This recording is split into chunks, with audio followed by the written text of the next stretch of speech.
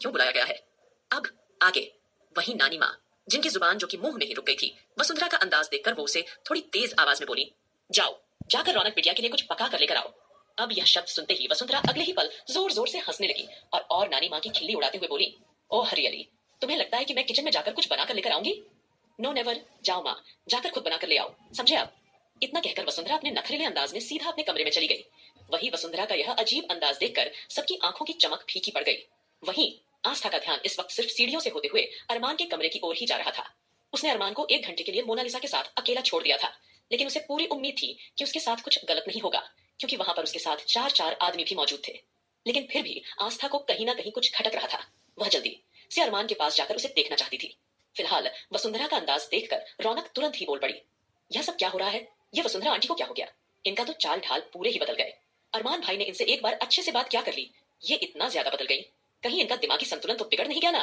वहीं राधिका और वंशिका भी रौनक की इस बात हाँ में हाँ मिलाने लगी थी और अपना अंदेशा जाहिर करते हुए बोली, कहीं अरमान भाई की हालत के पीछे इसका ही तो हाथ नहीं है? कहीं ना कहीं सभी के दिमाग में उलझने बढ़ती चली जा रही थी और सब इस बात को समझने की पूरी कोशिश कर रहे थे कि आखिरकार इस घर में हो क्या रहा है। तभी रौनक अपने पेट पर एक बार फिर हाथ फिराते हुए बोली, यह सब तो ठीक है, लेकिन अब हम क्या करें? मुझे तो बहुत तेजी से भूख लग रही है। वसुंधरा आंटी ने तो साफ साफ खाना बनाने से मना कर दिया। एक काम करते हैं, उनके बेटे वीर को बुलाकर उसी से ही बाहर से कुछ मंगवा लेते हैं। रौनक की कही गई बात सभी को ठीक लगी, क्योंकि अभी किसी की भी ऐसी हालत नहीं थी कि इस सिचुएशन में कोई किचन में जाकर काम कर सके या कुछ बना सके। हालांकि आस्था ने बोला भी था कि वह जाकर रौनक के लिए कुछ बना देगी, लेकिन रौनक ने उसे साफ मना कर दिया था कि उसका इस वक्त घर का खाना खाने का दिल नहीं कर रहा, वह बाहर का ही कुछ खाना चाहती है। उसकी इस बात पर आस्था भी शांत हो गई। तब देर न करते हुए दादाजी ने वीर को आवाज लगाना शुरू कर दिया। जैसे ही वीर सूट बूट में वहां सबके सामने आया तो उसे देखकर सब लोगों की हैरानी एकदम से बढ़ गई। वह सब आश्चर्य से सोचने लगे, चलो वसुंधरा का तो समझ में आता है कि उसका मानसिक संतुलन बिगड़ चुका है, लेकिन इस वीर को क्या हुआ है? ये इस तरह से सूट में कैसे आ सकता है? अभिमान जी भी वीर को ऐसे सूट बूट में देखकर थोड़े चौंक गए। वो गुस्सा दबाते हुए कड़क आवाज में बोले, एक काम करो, जाकर रौनक बिटिया के लिए कुछ बाहर से पिज्जा बर्गर वगैरह ले आओ, उनको बाहर का कुछ खाने का मन कर है। जैसे ही अभिमान जी ने यह कहा तो वैसे ही वीर ने बड़े ही एटीट्यूड में जवाब दिया, देखिए मैं किसी का कोई नौकर नहीं हूँ, और अगर किसी को बाहर का कुछ खाना है तो वह जाए और खुद ले आए, या फिर आपके घर में इतने सारे नौकर चाकर मौजूद हैं, किसी को भी भेज दीजिए, अभी इस वक्त मुझे कुछ जरूरी काम है। इतना बोलकर वीर भी घमंड से मुस्कुराते हुए फटाफट वहां से चला गया। वीर की आवाज और अंदाज देखकर घर वाले कुछ पल के लिए चुप हो गए। सबके दिमाग में हैरानी और उलझन बढ़ती ही जा रही थी। आखिर नौकरों के भेष से यह लोग मालिकों वाले अंदाज में कैसे आ गए? सभी लोगों के दिमाग में सवालों का तूफान चल रहा था। एक तो वसुंधरा और वीर का यह बदलता हुआ अजीब व्यवहार, ऊपर से अरमान जो अभी तक होश में नहीं आया था, और अरमान ने आस्था के साथ जो जानलेवा हमला किया था। कहीं ना कहीं ये सारी बातें उनके दिमाग में खटक रही थी। उनकी आंखों में अरमान को लेकर निराशा के भाव भी थे। कहीं ना कहीं यह सब सोचते हुए दादाजी अपना माथा पकड़कर बैठ गए और अगले ही पल बोले, पता नहीं मेरे हंसते खेलते परिवार को किसकी नजर लग गई जो इतना सब कुछ हो गया। उसी वक्त आस्था तुरंत उठी और उनका हाथ थामकर अपने सर पर रखते हुए बोली, आप फिक्र मत कीजिएगा दादाजी, हम आपसे वादा करते हैं कि हम अपने पति को कुछ नहीं होने देंगे। जैसे सावित्री ने अपने पति के प्राण यमराज से छीन कर लाई थी, वैसे ही मैं अपने पति पर आंच नहीं आने दूंगी। तो फिर यह वायरस क्या चीज है? आप देखिएगा, बहुत जल्द मैं अपने पति को पहले की तरह ठीक करके रहूंगी। आस्था की बातों में कॉन्फिडेंस साफ साफ झलक रहा था। फिलहाल देर न करते हुए अब आस्था धीरे धीरे अरमान के कमरे की ओर कदम बढ़ाने लगी। वहीं मोनालिसा, जिसकी नजरें नींबू लगाते लगाते तब तक अरमान के कमरे में चारों तरफ महंगे महंगे लैपटॉप, फोन के साथ साथ डोर में पड़े हुए कैश पर पड़ चुकी थी, वो अब पूरी तरह से ललचा गई थी। वह अब किसी भी कीमत पर वह सारी चीजें हासिल करना चाहती थी। उसके दिमाग में लगातार यही बात चल रही थी कि अरमान ने जिस तरह से उसे ठगी करने से रोका था, तो वह अब अरमान को एक बार अपनी ठगी का शिकार बनाना चाहती थी। जब अरमान ने उसे वक्त रहते पकड़ लिया था, तब से मोनालिसा ने मन ही मन तय कर लिया था कि एक ना एक दिन वो अरमान से अपना बदला लेकर रहेगी। इसीलिए देर न करते हुए मोनालिसा ने अपने कुछ साथियों को इशारा किया और सभी ने उन बड़े बड़े ठेले लेकर आने शुरू कर दिए।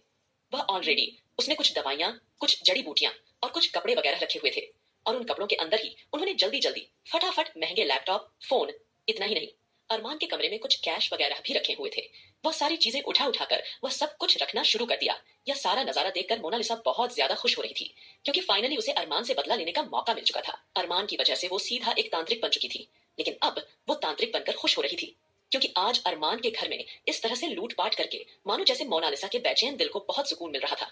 उसके लिए और सबसे बड़ी मजे की बात यह थी कि अरमान की यादें चली गई थी, लेकिन मोनालिसा को इस बात का पता नहीं था कि नानी माँ ने उसे यह नहीं बताया था कि अरमान की केवल 2 साल की यादें गई हैं, उसकी पूरी याददाश्त नहीं गई है। और मोनालिसा अरमान से 2 साल पहले नहीं मिली थी, वो अरमान से 5 साल पहले मिली थी। फिलहाल अब धीरे धीरे अरमान को होश आने लगता है। जैसे ही अरमान को होश आया, उसका सर इस वक्त पूरी तरह भारी हो रहा था, और तभी उसे एहसास हुआ कि उसके कमरे में उसके अलावा कोई और भी है। तो उसने चुपके से मोनालिसा और बाकी सब की तरफ देखा। अरमान ने नोटिस किया कि इस वक्त मोनालिसा अपने मिलकर चुपचाप चोरी कर रही थी। यह सब देखकर अरमान के तन बदन में आग लग गई। उसने मुट्ठियां भींच ली, क्योंकि वह जानना चाहता था कि आखिरकार उसके आसपास चल क्या रहा है। इसलिए अरमान जानबूझकर आंखें बंद किए बेहोश होने का दिखावा करता रहा। तब उनमें से एक चेले ने मोनालिसा से पूछा, गुरुजी, ये इंसान तो काफी ज्यादा खतरनाक लग रहा है, क्योंकि जब हम उसके कमरे में चोरी कर रहे थे तो हमने देखा कि एक ड्रॉर में काफी सारी बंदूकें भी रखी हुई हैं। अपने चेले के मुंह से ये बात सुनते ही मोनालिसा एक पल के लिए घबरा जाती है। फिर वह अपने डर पर काबू करके उसे डांटती हुए बोली, देखो, तुम्हें जितना काम बोला जाए उतना ही करो और घबराओ मत। हमें ज्यादा कुछ नहीं करना है, और वैसे भी इसके परिवार वालों को लगता है इसके ऊपर भूत प्रेत या पिशाच का साया है, तो हमें ज्यादा कुछ नहीं करना है। हमें सिर्फ भूत प्रेत का नाम लेकर उसके घर वालों को डराकर उलझाना है। वैसे भी हम इसकी कीमती चीजें चुरा चुके हैं, अब बस मैं जैसा बोलती हूँ वैसा ही करते जाओ। हम यह नाटक करेंगे कि इसके अंदर भूत प्रेत का साया है, और इसके होश में आने से पहले हम लोग यहाँ से बाहर निकल जाएंगे, ठीक है? तुम लोगों से जितना कहा जाए बस उतना करो।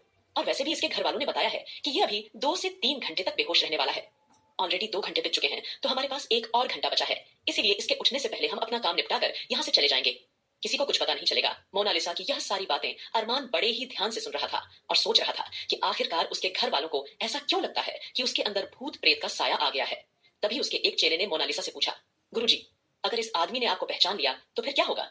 कुछ देर पहले अरमान को अपने सामने देखने के बाद मोनालिसा सारी बातें अपने भरोसेमंद साथियों को बता चुकी थी, और फिर उसने उन्हीं के साथ मिलकर अरमान के कमरे में जाने की योजना बनाई थी। फिलहाल अपने चेले की इस बात पर मोनालिसा अगले ही पल घमंड से मुस्कुराई और धीमी आवाज में उसे समझाते हुए बोली, उसे कुछ पता नहीं चलेगा। वैसे भी उस बूढ़ी नानी ने मुझे बताया था कि इसकी याददाश्त चली गई है और यह अपना अतीत भूला बैठा है। अपने घर को, अपने परिवार को, यहाँ तक कि अपनी बीवी बच्चों को भी भूला बैठा है। जैसे ही मोनालिसा ने यह कहा तो यह सुनकर अरमान ने तुरंत अपने हाथों की मुट्ठियां कसकर खींच ली।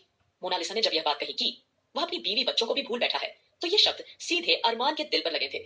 यह शब्द सुनकर उसे कुछ समझ नहीं आया कि ये लोग क्या बकवास कर रहे हैं। अरमान के चेहरे के एक्सप्रेशन और भी ज्यादा बिगड़ गए थे। उसका दिल बैठ गया। उसके मन में यही सवाल घूम रहे थे, वह किस बच्चे की बात कर रहे हैं? उसकी बीवी, बच्चा अचानक से कहां से आ गए? तब उसे एक बार फिर मोनालिसा की आवाज सुनाई दी, जो कह रही थी, देखो, इसके घर वालों ने कहा है कि हम इसे कुछ भी याद दिला नहीं सकते। अगर इसके दिमाग पर ज्यादा जोर पड़ेगा तो उसके दिमाग की नस फट सकती है। इसीलिए हमें ज्यादा कुछ नहीं करना है। बस एक बार इसके घर के कीमती सामान को अच्छे से लूट लें, फिर हमारा इससे कोई लेना देना नहीं होगा। फिलहाल हमारा आधा काम तो हो चुका। वैसे भी बरसों पहले इसने मुझे ठगी करने से रोका था, लेकिन अब इसे लूट कर मेरे दिल को कितना सुकून मिल रहा है मैं बयान नहीं कर सकती।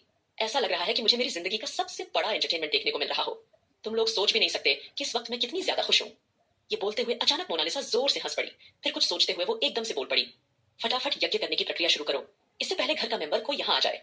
कोई कुछ करता उससे पहले ही आस्था, जो कि सीढ़ियों पर से आ रही थी, उसने तुरंत बायोमेट्रिक लॉक का इस्तेमाल करते हुए दरवाजा खोल दिया और सीधा अंदर आ गई। किसी की आहट महसूस करते ही मोनालिसा चौंकी और अपने एक्सप्रेशंस चेंज करके एकदम से पलट कर बोली, लड़की, तुम यहाँ क्यों आई हो?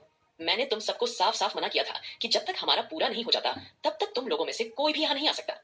मोनालिसा की इस बात पर आस्था ने एक नजर अरमान की ओर चिंता से देखा और परेशान मन से मोनालिसा की तरफ देखते हुए बोली, देखिए, प्लीज आप मिस्टर सिंघानिया को जल्द से जल्द ठीक कर दीजिए। आगे क्या होगा इस कहानी में जानने के लिए सुनते रहिए ऑब्सेस्ड बिलियनेयर हबी, सिर्फ पॉकेट एफएम पर। मोनालिसा की इस बात पर आस्था ने एक नजर अरमान की ओर परेशान होकर देखा, फिर चिंतित होकर मोनालिसा की तरफ देखते हुए बोली, देखिए, आप जल्द से जल्द मेरे पति को ठीक कर दीजिए। अब आगे वही अरमान जो कि आस्था के मुंह से निकले हुए शब्द अच्छी तरह से सुन चुका था, वह आस्था की आवाज को अच्छी तरह से पहचान चुका था। उसके माथे पर सिलवटें उभर आई थी। आस्था के शब्द ऐसे थे मानो जैसे अरमान के ऊपर बम फट गया हो। अरमान की हालत बहुत ही ज्यादा अजीब सी थी। फिलहाल उसने अपने इमोशंस को सख्ती से कंट्रोल किया और कोई रिएक्ट नहीं किया। वह बस केवल सावधानी से चुपचाप लेटा रहा और उन सबकी बातें सुनता रहा। तभी मोनालिसा सीरियस अंदाज में आस्था को अपने झांसे में लेते हुए बोली, देखिए मैडम, आप मेरी बात ध्यान से सुनिए। हमें बस थोड़ा सा वक्त और लगेगा, उसके बाद हम आपको सारी बातें बताने के लिए नीचे ही आ जाएंगे। तब तक आप भी सबके साथ बैठे रहिए, ठीक है? यह बोलकर उसने आस्था को कन्विंस करने की कोशिश की और उसे बहला फुसलाकर जल्दी ही उसे नीचे जाने के लिए मना लिया। वहीं आस्था एक नजर अरमान को देखते हुए बेमन से वहां से नीचे चली गई थी। वहीं अरमान के कानों में अभी भी आस्था की आवाज ही गूंज रही थी कि आप जल्द से जल्द मेरे पति को ठीक कर दीजिए। कहीं ना कहीं अरमान के चेहरे पर एक सिहरन दौड़ गई। उसे लगा जैसे कोई बहुत बड़ा सच धीरे धीरे उसके सामने आने वाला है। अरमान के दिमाग में यही बात चल रही थी, चाहे यह एक अंधविश्वास ही सही, लेकिन अब इसी अंधविश्वास जरिए मैं एक एक राज से पर्दा उठाऊंगा। अरमान सिंघानिया कोई आम इंसान नहीं था। वह अपनी फीलिंग्स पर कंट्रोल करना अच्छी तरह से जानता था। उसे ध्रुव की बात भी अच्छी तरह से याद थी कि अगर उसने ज्यादा सोचने समझने की कोशिश की तो उसके दिमाग में काफी ज्यादा असर हो सकता है। इतना ही नहीं, उसका ब्रेन हेमरेज तक हो सकता है। फिलहाल अरमान जल्दबाजी में कोई रिएक्शन नहीं देने वाला था। वो बड़े ही सावधानी से अपनी पिछली जिंदगी की सारी बातें पता लगाना चाहता था। इसीलिए उसने आंखें बंद करके बेहोश होने का नाटक जारी रखा। आस्था के वहां से जाने के बाद अगले ही पल मोनालिसा उठी और एक बार फिर अरमान की ओर सतर्कता से देखते हुए अपने चेलों से बोली, अब हमें ज्यादा देर नहीं करनी चाहिए। वैसे भी इसका इंजेक्शन का असर खत्म होने वाला है। इससे पहले कि यह शेर उठे, उससे पहले हमें यहाँ से निकलना होगा, वरना हो सकता है कि यह हमारे लिए नई कोई मुसीबतें खड़ी कर दें। एक काम करो, तुम लोग आगे जाओ और ऊपर के फ्लोर पर जितने भी लोगों के कमरे हैं वहां जाकर जो जो कीमती सामान दिखे उसे चुरा कर लेकर आओ। और याद रखना, कोई भी बड़ा सामान नहीं उठाना है, केवल कीमती सामान ही उठाना है। जो भी हाथ लगे फटाफट उठाकर ले आओ। और हाँ, एक काम और करना, यह जो कठमंडल है इसमें थोड़ा सा सफेद पाउडर है, इसमें से थोड़ा सा धुआं निकाल दो। धुआं निकालने के बहाने तुम लोग उनके कमरों में जा सकोगे, ताकि हम उन बेवकूफों से कह सकें कि हम हर कमरे के अंदर से नेगेटिविटी निकाल रहे हैं। यह सुनकर कहीं ना कहीं उसके चेलों की मुस्कुराहट और ज्यादा गहरी हो गई। साथ ही अब उन्हें केवल यह सारा काम खत्म करने के बाद यहां से निकलने की आखिरी प्रक्रिया शुरू करनी है। मोनालिसा ने जल्दी ही अपने चेलों को अपना प्लान समझा दिया था। कुछ देर में उसके चेले छपाते पूरे के पूरे सिंघानिया मेंशन के कमरे में बेफिक्र होकर जाने लगते हैं और उनके हाथों में धुआं निकलता देखकर सब लोगों को लगने लगा कि पूरे के पूरे घर की वह सारी नेगेटिविटी ऊर्जा बाहर निकालने का काम कर रहे हैं। वहीं नानी माँ तो हाथ जोड़कर खड़ी हो गई थी, वह बस अब मोनालिसा के नीचे आने का इंतजार करने लगती है। जल्द ही अब वह सभी के सभी एक साथ और लास्ट में थोड़ा सा धुआं निकालकर पूरे घर में कुछ मंत्रों का उच्चारण करते हुए जल्द ही अरमान के कमरे से बाहर निकल गए थे। वही नानी माँ, जो कि सब पूरी तरह से श्रद्धा में डूब चुकी थी, वो मोनालिसा के आते ही उसके सामने हाथ जोड़कर खड़ी हो गई और उसे बोली, देवी जी, अब तो बता दो, हमारे दामाद जी कैसे हैं? क्या उनके अंदर के पिशाच को आपने बोतल में कैद कर लिया? उनके इस सवाल पर अगले ही पल मोनालिसा अपने मंत्रों का उच्चारण ऊंची आवाज में करने लगी। अब मोनालिसा को मंत्रों का उच्चारण करते हुए देखकर नानी माँ एकदम चुप हो गई और बाकी सब भी ऐसे हो गए मानो जैसे कि सबको सांप सूंघ गया हो। वहीं यहाँ नानी माँ को इस तरह चुप देखकर ध्रुव के कानों में कानाफूसी करते हुए बोलता है, यार देखा तूने ये लेडी तांत्रिक कितनी ज्यादा पावरफुल है, इसने तो हमारी नानी माँ को ही चुप करा दिया। मानना पड़ेगा, कुछ तो बात है इसमें। मुझे लगता है कि आज तो अरमान भाई के शरीर से सारे भूत ही खत्म हो जाएंगे और हमारे प्यारे अरमान भाई हमें एक बार फिर से वापस मिल जाएंगे। कहीं ना कहीं सभी की आंखों में एक उम्मीद की किरण नजर आ रही थी कि शायद अरमान पूरी तरह से ठीक हो जाएगा। ठीक थोड़ी देर बाद मोनालिसा ने ज्यादा देर ना करते हुए अपना आखिरी मंत्रों का उच्चारण किया और उसके बाद नानी माँ की तरफ देखकर सीरियस एक्सप्रेशन से बोली, आप लोग फिक्र मत कीजिए, यह जो आप हमारे पास थैले देख रहे हैं, इनमें हमने अरमान सिंघानिया के अंदर जो भी पिशाच की आत्मा है उसको कैद कर लिया है। और अब जब अरमान सिंघानिया उठेंगे तो पूरी तरह से स्वस्थ होंगे और उन्हें किसी तरह की कोई परेशानी नहीं होगी। मोनालिसा की यह बात सुनकर कहीं ना कहीं आस्था और बाकी सब ने राहत की सांस ली। उनकी दिल की धड़कन अब थोड़ी थोड़ी नॉर्मल हो गई थी, क्योंकि अरमान ने जिस तरह की हरकत की थी यह अभी तक उनके दिमाग से नहीं निकल रहा था। इसीलिए नानी माँ को जल्द से जल्द अरमान को ठीक करना था। फिलहाल अब जल्द ही मोनालिसा ने अपने चेले छपाटों को देखकर कंधे उचका दिए, जैसे कहना चाहती कि अब हमें ज्यादा देर यहाँ नहीं रुकना चाहिए, फटाफट से हमें यहाँ से निकल लेना चाहिए, कहीं हम लोगों का भांडा न फूट जाए। फिलहाल जैसे तैसे अरमान का फोन, लैपटॉप, कैश और इतना ही नहीं बाकियों के भी कमरे से उन्हें जो जो सामान मिला था वह सब कुछ उन्होंने अपने साथ लाए हुए थैले में समेट लिया था। और जिस थैले में वह अरमान के अंदर मौजूद पिशाच को बंद करने का नाटक कर रहे थे, उसी थैले का इस्तेमाल उन्होंने चोरी के सामान रखने के लिए किया था। फिलहाल अब सारी सिचुएशन समझने के बाद मोनालिसा अचानक बोल पड़ी, देखिए अब हमारे जाने का समय आ गया, क्योंकि अब हम पिशाच के साथ ज्यादा देर इस घर में नहीं रुक सकते हैं, वरना यह पिशाच एक बार फिर अपने उस शरीर को ढूंढने का प्रयास करने लगेगा जिस शरीर में उसका पहले निवास था। तो हमें जल्द से जल्द यहाँ से निकलना होगा। तभी आहान मोनालिसा की इस बात का जवाब देते हुए तुरंत बोला, ठीक है, आप चले जाइए और आपकी जो भी पेमेंट है वह मैं आपको ऑनलाइन ट्रांसफर कर दूंगा। आहान की इस बात पर मोनालिसा तिरछी सी मुस्कुराहट के साथ बोली, अरे नहीं नहीं, पेमेंट की कोई जरूरत नहीं है, बस तुम्हारा भाई एक बार ठीक हो जाए वही हमारी सबसे बड़ी दक्षिणा होगी। मोनालिसा की इस वाली बात ने तो सभी लोगों का दिल जीत लिया था कि चलो हो सकता है कि ये कोई अच्छी तांत्रिक हो, क्योंकि इस तरह से कोई तांत्रिक पेमेंट वगैरह लेता है तो उस शख्स को अच्छा नहीं माना जाता। लेकिन अब मोनालिसा की यह बात सुनकर कहीं ना कहीं सभी के होठों पर सेटिस्फैक्शन वाली मुस्कुराहट थी। फिलहाल अब मोनालिसा ने अपने चेलों को इशारे किए, जल्दी ही वे लोग धुआं वगैरह उड़ाते हुए वहां से बाहर निकलने लगे। लेकिन इससे पहले कि वे बाहर निकल पाते तभी एक रौबदार आवाज वहां सुनाई दी, रुको। अब यह आवाज सुनकर सब लोग उस आवाज की दिशा में मुड़कर देखने लगे। वहां और कोई नहीं बल्कि अरमान सिंघानिया खड़ा था। अरमान को वहां देखते ही सबकी सिट्टी पिट्टी गुम हो गई थी। उनकी आंखों में हैरानी साफ साफ दिखाई दे रही थी। वहीं मोनालिसा ने अभी तक पलटकर अरमान को नहीं देखा था, लेकिन जैसे ही अरमान की आवाज उसके कानों में पड़ी तो वैसे ही अचानक उसे अपने आसपास ठंड का एहसास हुआ। मोनालिसा को ऐसा लगा मानो जैसे किसी ने उसके सर पर बम फोड़ दिया हो। फिलहाल अरमान को वहां देखकर सभी लोग आश्चर्यचकित रह गए। कोई कुछ बोलने की सिचुएशन में नहीं था, लेकिन रौनक बिना डरे तुरंत अरमान के पास गई और उसने हिचकिचाते हुए अरमान से पूछा, भाई आप ठीक हैं तो ना? सभी को यह लग रहा था कि शायद अरमान के अंदर का पिशाच चला गया होगा, तो हो सकता है कि अब अरमान नॉर्मली बर्ताव करे। लेकिन अरमान इमोशनलेस फेस के साथ खड़ा रहा। तभी अहान तुरंत ध्रुव के कान में एक बार फिर फुसफुसाते हुए शुरू हो गया। अरमान भाई के एक्सप्रेशन देखकर तो साफ साफ पता चल रहा है कि अभी भी उनके अंदर कितने सारे पिशाच मौजूद हैं। देख वो किस तरह जानलेवा नजरों से उस मोनालिसा को देख रहे हैं। उसकी इस बात पर ध्रुव ने उसे आंखें दिखाते हुए कहा, चुप हो जा गधे, फिलहाल मुझे सोचने दे और समझने दे कि आखिरकार अरमान भाई इस तरह रिएक्ट क्यों कर रहे हैं। उसकी आवाज में टेंशन को भागते हुए आहाना शांत होकर अरमान को एकदम से देखने लगा। नानी माँ भी अब खुद को रोक नहीं पाई और अरमान के सामने जाकर उसका हालचाल पूछने लगी। अरे बिटवा, अब आप ठीक है ना? जानबूझकर नानी माँ ने अभी अरमान को दामाद जी नहीं कहा था, क्योंकि उन्हें अभी लगता था कि अरमान की यादें नहीं है। पर कहीं ना कहीं उनके मन में एक उम्मीद थी कि शायद अरमान नानी माँ को पहचान ले और कहे, हाँ नानी माँ, मैं बिल्कुल ठीक हूँ। नानी माँ की नजर में उस समय बेचैनी, डर और उम्मीद सब कुछ छिपा हुआ था, लेकिन उनकी इस बात पर अरमान की नजरों में एक पल के लिए ठंडापन आ गया। उसने रूखेपन से नानी माँ को जवाब दिया, ओल्ड लेडी, मैं ठीक हूँ या नहीं इससे तुम्हारा कोई लेना देना नहीं है, इसलिए आप चुपचाप खड़े रहिए। अरमान की इतनी बदतमीजी भरी बात सुनकर नानी माँ तुरंत चौंक गई। उनका दिल निराशा से भर गया और वो तुरंत पीछे हटकर खड़ी हो गई। फिलहाल आस्था भी धीरे धीरे खुद के इमोशंस शांत करने लगी, क्योंकि अरमान को देखकर अब यह स्पष्ट हो गया था कि अरमान की यादें अभी तक वापस नहीं आई हैं और उसके अंदर भूत प्रेत है या नहीं, इसका कुछ पता नहीं चल पाया था। लेकिन तभी मोनालिसा, जो दूसरी तरफ मुंह करके खड़ी हुई थी, उसने हकलाई हुई आवाज में कहा, देखिए, अब हम पीछे मुड़कर नहीं देख सकते, यह अशुभ होता है और पिशाच आजाद भी हो सकता है, इसीलिए हमें चलना चाहिए। यह कहकर मोनालिसा ने अपने कदम आगे बढ़ा दिए, लेकिन तभी अरमान सिंघानिया की कड़क आवाज एक बार फिर वहां गूंजी, रुको।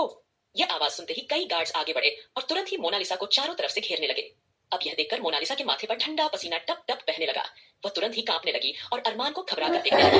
वही अरमान तेज कदमों से वहां आया और सीधा मोनालिसा के सामने जाकर खड़ा हुआ और अपनी बंदूक निकालकर उसके माथे के बीचों बीच लगा दी। यह देखकर मोनालिसा के माथे से ठंडा पसीना बहने लगा। उसके हाथ पांव सुन्न पड़ गए। वहां का माहौल पूरी तरह जम गया। बाकी सब लोग पूरी तरह हैरान और परेशान हो गए थे, क्योंकि उन्हें अरमान का रिएक्शन समझ नहीं आ रहा था। कहीं ना कहीं उनकी आंखों में अरमान को लेकर निराशा के भाव भी थे। कोई कुछ बोलने की सिचुएशन में नहीं था। आकाश, जो काफी देर से यह सिचुएशन अपनी शांत नजरों से देख रहा था, वह एकदम से अरमान को रोकते हुए बोला, अरमान, तुम इस तरह किसी की जान नहीं ले सकते, यह बेगुनाह है। फिर वह अपनी बात जारी रखते हुए आगे बोलता है, मैं जानता हूं कि तुम्हें इस तरह की बातों पर यकीन नहीं होता, पर यह सिर्फ एक छोटी सी पूजा थी जो हम लोगों ने अपने वहम को दूर करने के लिए करवाई थी। ये कहते हुए आकाश की आवाज धीमी पड़ गई और वो अरमान की ओर देखने लगा। लेकिन जैसे ही अरमान ने नजरें उठाकर आकाश को घूरकर देखा, तो वैसे ही आकाश कुछ कदम पीछे हटकर खड़ा हो गया, क्योंकि अरमान की नजरों का तिखापन इतना जबरदस्त था कि आकाश ज्यादा देर तक उसकी आंखों में देख नहीं पा रहा था। आस्था, जो दिल थाम कर अरमान को टकटकी लगाए देख रही थी, उसके लिए अब चुप रहना मुश्किल हो गया था। वह अब खुद को रोक नहीं पाई और अरमान के पास आकर नाराजगी से बोली, मिस्टर सिंघानिया, यह आप क्या कर रहे हैं? आप इन्हें छोड़ दीजिए, इनकी कोई गलती नहीं है, उन्होंने कुछ भी गलत नहीं किया, आप इस तरह उनकी जान नहीं ले सकते। लेकिन तब तक मोनालिसा, जो डर के मारे घबरा रही थी, वह ज्यादा देर तक अरमान के जानलेवा एक्सप्रेशंस को सहन नहीं कर पाई और देर न करते हुए वह अरमान से विनती करने लगी, प्लीज प्लीज मुझे माफ कर दीजिए, मैं आपका सामान लूटना नहीं चाहती थी, मैं अभी आपका सारा सामान वापस कर देती हूँ, पर प्लीज मुझे यहाँ से जाने दीजिए, प्लीज प्लीज। ये बोलते हुए घबराहट में उसने थैले में से फोन, लैपटॉप, ज्वेलरी और बाकी सभी सामान तुरंत ही निकालकर अरमान के सामने रख दिए। अब यह नजारा देखते ही सब लोगों ने आश्चर्य से अपने मुंह पर हाथ रख लिए थे। अब जाकर सबको समझ में आ आया कि अरमान ने मोनालिसा के सर पर बंदूक क्यों तान रखी थी। वही नानी माँ, जो कि मोनालिसा पर कुछ ज्यादा भरोसा कर बैठी थी, वह पूरी तरह से बौखला उठी और मोनालिसा के पास आकर एक झन्नाटेदार थप्पड़ उसके मुंह पर मारते हुए बोली, अरे तू हमारे दामाद जी के अंदर का पिशाच निकालने के लिए यहाँ आई थी, लेकिन अब हमें लगता है कि तुझसे बड़ी पिशाच इस पूरी दुनिया में कहीं कोई हो ही नहीं सकती है। तू पैसों के लिए इतना गिर गई कि तूने इतनी बड़ी घटिया हरकत कर दी, तू ऐसा कैसे कर सकती है? यह बोलकर अब नानी माँ ने जितना हो सकता था उतने बुरी तरीके से मोनालिसा के बालों को नोचना शुरू कर दिया था। आगे क्या होगा इस कहानी में जानने के लिए सुनते रहिए ऑब्सेस्ड बिलियनेयर हबी, सिर्फ पॉकेट एफएम पर। तू पैसों के लिए इतना गिर गई कि तूने इतनी बड़ी घटिया हरकत कर दी, तू ऐसा कैसे कर सकती है? यह बोलकर अब नानी माँ ने जितना हो सकता था उतने बुरी तरीके से मोनालिसा के बालों को खींचकर नोचना शुरू कर दिया था। अब आगे नानी माँ को मोनालिसा को इस तरह मारते हुए देखकर अगले ही पल सभी हक्का बक्का रह गए। लेकिन जैसे ही रौनक, राधिका, रश्मि और वंशिका की नजरें मोनालिसा के थैले से नीचे गिरे हुए चोरी के सामान पर पड़ी, तो उनकी आंखें सदमे से चौड़ी हो गई। वे तुरंत ही आगे बढ़ी और अपनी अपनी चीजें उठाने लगी। रश्मि ने झुककर एक अंगूठी उठाई और अटकती हुई आवाज में बोली, अरे ये तो मेरी रिंग है। वंशिका भी चौंक कर बोली, और ये तो मेरा लॉकेट है। वहीं राधिका और रौनक ने एक साथ कहा, ये तो हमारे ब्रेसलेट है। अपनी अपनी ज्वेलरी को देखकर सबके चेहरों पर अविश्वास और गुस्से के मिले जुले भाव उभर आए। रश्मि अगले ही पल एक एक शब्द चबाते हुए बोली, इसका मतलब इसने हमारे कमरों में भी चोरी की है। यह सुनते ही सारी लड़कियां एक दूसरे की ओर आश्चर्य से देखने लगती है। अब उनके चेहरे गुस्से में लाल हो चुके थे और वो सब भी आग बबूला होकर गुस्से से आगे बढ़ी। अब तो सभी पूरी तरह तैश में आ चुकी थी और मोनालिसा के पास जाकर नानी माँ की मदद करने लगी। अब मोनालिसा पर चारों ओर से छांटों और घूंसों की बरसात शुरू हो चुकी थी। उन्होंने मोनालिसा की हालत बद से बदतर कर दी थी और सबने उसे बड़ी बुरी तरह से मारना पीटना शुरू कर दिया। वही अभिमान जी की गोद में बैठा हुआ अंश ये दृश्य देखकर लगातार जोरों से हंसने लगा था। ऐसा लग रहा था मानो कि जैसे वह मोनालिसा का इस तरह से पिटना एंजॉय कर रहा हो। वही अरमान हैरानी और आश्चर्य से उन लोगों की ओर देख रहा था। वहीं अब सारे के सारे लड़के पूरी तरह से हैरानी से भर गए थे और वह सभी आश्चर्य से सोच रहे थे, इन लड़कियों को आखिर हुआ क्या है? ये इतने गुस्से में आगे क्यों बढ़ रही हैं और मोनालिसा को इतनी बुरी तरह से मारपीट क्यों रही है? चलो मान लिया कि मोनालिसा ने चोरी की है, लेकिन इसका मतलब यह तो नहीं कि उसे पीट पीट कर उसकी जान ले ली जाए। यह सोचकर आकाश, सुमित, ध्रुव और आहान चारों ही अपनी अपनी पत्नियों को पकड़ने लगे। वहीं आकाश ने रश्मि को बाहों में भरते हुए कहा, रश्मि, ये क्या कर रही हो तुम? उसकी जान लोगी क्या? वहीं सुमित भी राधिका को जकड़ कर बोला, राधिका बस करो, उसकी हालत तो देखो। वहीं आहान भी रौनक को पकड़ते हुए बोला, अरे अरे मेरी हवा, हवाई, ये क्या कर रही हो तुम? शांत हो जाओ भैया, शांत हो जाओ, हमारे बच्चे पर इसका गलत असर पड़ेगा। ठीक उसी वक्त ध्रुव ने भी वंशिका को डांटते हुए पकड़ लिया। वंशिका, तुम तो हमेशा से इतना शांत रहती हो ना, तो आज इतना गुस्सा करने की क्या जरूरत है? अब उन लड़कों की बातें सुनकर चारों लड़कियों के चेहरे पर झुंझलाहट उभर आई और उनका मूड पूरी तरह से खराब हो गया था। चारों ही अपने अपने पतियों पर चिल्लाते हुए भड़की, छोड़ो छोड़ो मुझे, आप लोग हमें रुकने के लिए कह रहे हैं? ये देखा नहीं आपने, इसने हमारा वो लॉकेट लिया है जो आपने मुझे हमारी लव कन्फेशन मंथ एनिवर्सरी पर दिया था। रश्मि भी झुंझलाकर बोली, आकाश, देखा नहीं तुमने, जब मैंने तुम्हें अपनी प्रेगनेंसी की न्यूज दी थी तब तुमने मुझे ये रिंग दी थी, और देखो ये चुड़ैल वही रिंग चुरा कर ले जा रही थी। मैंने आज ही इस रिंग को अपने कमरे की टेबल पर रखा था। वही रौनक भी आहान को नाराजगी से देखकर उस पर भड़कने लगी, आहान, पता नहीं तुम इतने ज्यादा लल्लू क्यों हो? तुमने देखा नहीं ये मेरा ब्रेसलेट चुरा कर ले जा रही थी? ये हमारे प्यार की निशानी है, क्या तुम भूल गए? तुमने मुझे यही तो पहला गिफ्ट दिया था। छोड़ो छोड़ो मुझे, आज मैं इस मोनालिसा को मंजूलिका बना दूंगी। ये बोलकर चारों अपने अपने पतियों को उल्टी सीधी बातें सुनाने लगी, इस बात से बेखबर कि कोई और भी था जो इन लड़कियों की बातें बड़े गौर से सुन रहा था। वह कोई और नहीं बल्कि अरमान सिंघानिया ही था। वहीं अब नानी माँ मोनालिसा की कुटाई करने के बाद थककर अरमान की ओर देखकर बोली, दामाद जी, इसे हमने अच्छा खासा सा सबक सिखा दिया है, तो अब आप इसे गोली मारकर इसके गंदे खून से अपने हाथ मत रंगिए। अब जैसे ही बातों में नानी माँ ने सबके सामने अरमान को दामाद जी कह दिया, तो अरमान ने नानी माँ को कड़वाहट से देखा। वहीं सभी लोग हैरानी और सहानुभूति से नानी माँ को देखने लगे और साथ ही साथ अब भी वे चारों लड़कियां आपस में क्या क्या बड़बड़ा रही थी, ये सोचते ही उन सबका चेहरा पूरी तरह से काला पड़ चुका था, क्योंकि अनजाने में वे लोग अपनी अपनी शादी की सच्चाई अरमान को बता चुके थे। अब चारों कपल्स नजरें चुराकर यहाँ वहां देखने लगे। नानी माँ को जैसे ही एहसास हुआ कि उन्होंने अनजाने में सबके सामने अरमान को दामाद जी कह दिया है, तो वह पूरी तरह डर गई और वो घबरा कर सोचने लगी कि कहीं अरमान एक बार फिर से उन्हें उठाकर घर से बाहर न फेंक दे। फिलहाल अरमान ने अपने गार्ड्स को कुछ इशारा किया और मोनालिसा के चेलों की पूरी धुलाई कुटाई करने के बाद उन गार्ड्स के साथ उन्हें वहां से भेज दिया था। फिर अरमान सीधे जाकर अपने किंग चेयर पर बैठ गया। गन अभी भी उसके हाथ में थी। वहीं नानी माँ को लग रहा था कि उन्होंने अरमान को दामाद जी बोला है, इस बात शायद अरमान का बुरा लगा होगा। वही चारों कपल्स यही सोच रहे थे कि अरमान को शायद उनकी शादी का सच पता चल चुका है, तो कहीं वह अब उन्हें उनके पार्टनर से अलग ना कर दे। अचानक से सबके दिल और दिमाग पर एक अजीब सा एहसास हावी होने लगा। तभी नानी माँ तुरंत हाथ जोड़कर अरमान के सामने खड़ी हो गई और उसे बोली, हमें माफ कर दीजिए, हम बूढ़े हो गए हैं, हमारी जुबान थोड़ी सी फिसल गई, हम आपको दामाद जी नहीं बोलना चाहते थे, आप हमें माफ कर दीजिए। नानी माँ की यह बात सुनकर अरमान ने उन्हें कोल्ड लुक दिया और नानी माँ की बातों का कोई जवाब नहीं दिया। तभी दादाजी तुरंत ही अरमान के पास आए और धीमी आवाज में उसे समझाते हुए बोले, बेटा, यह तू क्या कर रहा है? इस बात पर इतना गुस्सा करने की क्या जरूरत थी? और जिस तरह से तूने वसुंधरा को गले लगाया और अचानक से हंसने लगा और उल्टी सीधी बातें करने लगा था, तो तेरी यह हरकत देखकर इन गांव के भोले भाले लोगों ने सोचा कि तेरे ऊपर कोई पिशाच का साया है। तेरे भले के लिए ही वो इस तरह की हरकत कर बैठे। अब इतना ज्यादा ओवर रिएक्ट मत कर और इस बात को जाने दे। दादाजी की एक्सप्लेनेशन सुनकर अरमान पूरी तरह शांत रहा। वह बिना किसी एक्सप्रेशन के सबको टकटकी लगाए देखता रहा था। तभी अचानक अरमान का लैपटॉप, जो उसने मोनालिसा से छीना था, उस लैपटॉप में एक नोटिफिकेशन आया। अब देर न करते हुए अरमान ने उस नोटिफिकेशन को ओपन किया तो उसकी आंखें और भी ज्यादा सख्त हो गईं। उसने अपनी आंखें बंद की और फिर बंदूक से अपने सर पर टैप करना शुरू कर दिया। अरमान को इस तरह रिएक्ट करते हुए देखकर सबकी आंखें हैरान से चौड़ी हो गईं। उनका चेहरा पूरी तरह फीका पड़ चुका था। वो सब जानना चाहते थे कि आखिरकार अरमान करना क्या चाहता है। कहीं ना कहीं सब इसी सोच गुम थे। तब सबके दिल दिमाग में चल रही उथल पुथल को भांपकर आस्था थोड़ी हिम्मत जुटाकर अरमान के सामने आकर खड़ी हो गई और एकदम से बोली, मिस्टर सिंघानिया, आप क्या सोच रहे हैं? प्लीज हम सबको जवाब दीजिए। आस्था का सवाल अरमान के दिमाग में तीर की तरह चुभ गया था। उसने फिर झुंझलाहट के साथ आस्था को गौर से देखा और लगातार 10 मिनट तक उसने उसके खूबसूरत चेहरे को घूरा और तभी अचानक उसके कानों में अंश की रोने की आवाज सुनाई देने लगी, जो अभिमान जी की गोद में था। अगले ही पल अरमान अंश की ओर टकटकी लगाए देख रहा और उसे अपने दिल में कुछ अजीब सी हलचल महसूस होने लगी। तभी अरमान ने उन चारों कपल्स को बारी बारी से देखा। वह कुछ पल बेहद शांत रहा, फिर अचानक उसके चेहरे के एक्सप्रेशंस बदलने लगे। इसी बीच आकाश, सुमित, ध्रुव और आहान चारों ही सारी हिम्मत बटोरते हुए आगे बढ़े और अरमान के सामने आकर एकदम से खड़े हो गए। अब तक उन्हें यह बात अच्छी तरह समझ आ चुकी थी कि अरमान से अब कुछ भी छुपाने का कोई फायदा नहीं है। फिलहाल आकाश ने आगे बढ़ते हुए धीमी मगर शांत आवाज में कहा, हम जानते हैं अरमान, तुम्हें अब सच पता चल चुका है और यकीन मानो हमारा तुमसे सच छुपाने का कोई इरादा नहीं था। हम बस तुम्हें मेंटली डिस्टर्ब नहीं करना चाहते थे। हम नहीं चाहते थे कि तुम यह याद करने की कोशिश करो कि हमारी शादियां कब और किस सिचुएशन में हुई थी, क्योंकि हमारी शादी तुम्हारे सामने ही हुई थी। आकाश के यह कहते ही माहौल में एक अजीब सा तनाव था, जैसे कोई अनकहा सच हवा में तैर रहा हो। अरमान बस खाली खाली नजरों से चारों को देखता रहा। चारों लड़कों ने अपनी अपनी पत्नियों को आंखों से कुछ इशारा किया और सभी लड़कियां आकर अपने अपने पार्टनर्स के साथ खड़ी हो गई। अरमान ने एक गहरी सांस ली, फिर अपना हाथ माथे पर रखा। वह अब भी हैरानी और आश्चर्य के बीच खड़ा था। उसी पल उसकी नजर आहान पर पड़ी, जो रौनक के साथ खड़ा हुआ था। अरमान की नजरों में सवाल को भांपते हुए आहान ने लड़खड़ाती हुई जुबान में उसे जवाब दिया, हाँ भाई, ये रौनक है, मेरी बीवी, और ये मेरा बच्चा भी पैदा करने वाली है। मैं बाप बनने वाला हूँ भाई, मैं बाप बनने वाला हूँ। ये कहते हुए आहान अपने इमोशंस पर कंट्रोल नहीं कर पाया। जल्दी ही उसने अरमान को पूरी बात बताते हुए सब कुछ बता दिया। आहान की इस बात को सुनकर अरमान का मन कुछ पल के लिए आश्चर्य से भरा गया था। तभी वंशिका अरमान के पास आई और उसे देखकर दबी हुई आवाज में बोली, हम जानते हैं अरमान भाई कि आपके लिए ये सिचुएशन अजीब सी हो गई है, क्योंकि आपकी यादों के साथ छेड़छाड़ की गई है। जिस वक्त हम सब लड़कियां आपकी जिंदगी में आई थी, उस वक्त की आपकी सारी यादें पूरी तरह से मिटा दी गई हैं। लेकिन इस वक्त आपको अपने दिमाग पर बिल्कुल भी जोर नहीं डालना है। आपको अपना पूरी तरह से ध्यान रखना होगा, क्योंकि किसी ने जानबूझकर आपके साथ ऐसी हरकत की है।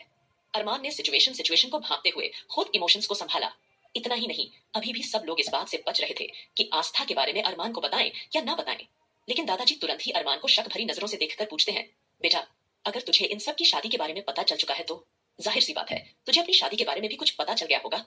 अब जैसे ही दादाजी ने आस्था से रिलेटेड ये सवाल किया, तो यह सुनकर आस्था की सांसें एक पल के लिए थम सी गई थी और वह अरमान की तरफ उम्मीद भरी नजरों देखने लगी। उसका दिल कह रहा था कि उसका पति उसे बोल दे कि मैं जान चुका हूं कि आस्था मेरी बीवी है, और वो आकर उसे गले से लगा ले।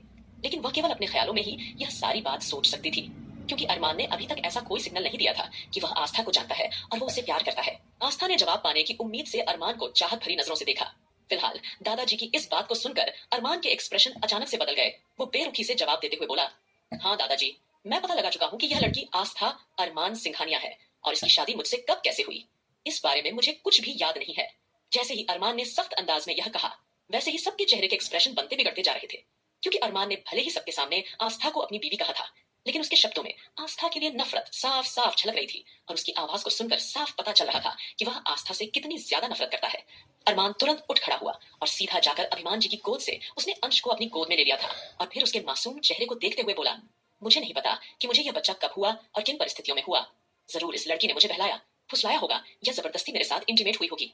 इसके बारे में मुझे कुछ नहीं पता, लेकिन मैं एक बात अच्छी तरह से जानता हूँ कि मेरी जिंदगी में कभी किसी लड़की के लिए कोई जगह नहीं थी, और अगर इसने मेरे बच्चे को पैदा किया है तो जरूर इसका कोई मकसद होगा, क्योंकि मैं इन जैसी जालसाज लड़कियों को अच्छी तरह से जानता हूँ। यह किस तरह अमीरों के घरों में घुस आती है और उनके साथ किसी न किसी बहाने से फिजिकल रिलेशन बनाकर उनके बच्चे पैदा कर लेती है, ताकि उन्हें उस घर में हमेशा हमेशा के लिए ठिकाना मिल जाए। लेकिन अरमान सिंघानिया ना तो पागल है और ना ही बेवकूफ। मैं आकाश, सुमित, ध्रुव और आहान से यह नहीं कह रहा हूँ कि वह अपनी अपनी बीवी को छोड़ दे, लेकिन मैं इस जैसी गोल्ड जिगर लड़की को कभी भी एक्सेप्ट नहीं कर सकता हूँ। अरमान ने बहुत गुस्से में दांत भींचते हुए ये सब कहा था, जैसे वो दिल की भड़ास निकाल रहा हो। जैसे जैसे अरमान ये सारी बातें बोलते जा रहा था, वैसे वैसे आस्था को ऐसा लगने लगा था मानो जैसे किसी ने उसके कानों में पिघलता हुआ शीशा डाल दिया हो। वह सारी बातें वो बिल्कुल भी बर्दाश्त नहीं कर पा रही थी। उसके हाथ पैर पूरी तरह से सुन्न पड़ गए थे और वह तुरंत ही जमीन पर बैठती चली गई थी। अपने पति के हर शब्द आस्था के दिल में तीर की तरह चुभ रहे थे। ऐसा लग रहा था कि धरती फट जाए और वह उसमें समा जाए, क्योंकि आस्था सब कुछ बर्दाश्त कर सकती थी, लेकिन अपनी मोहब्बत, अपने पति के मुंह से इस तरह की जहरीली बातें भला वह कैसे बर्दाश्त कर सकती थी। आस्था के कानों में ये शब्द किसी हथौड़े की तरह गूंज रहे थे।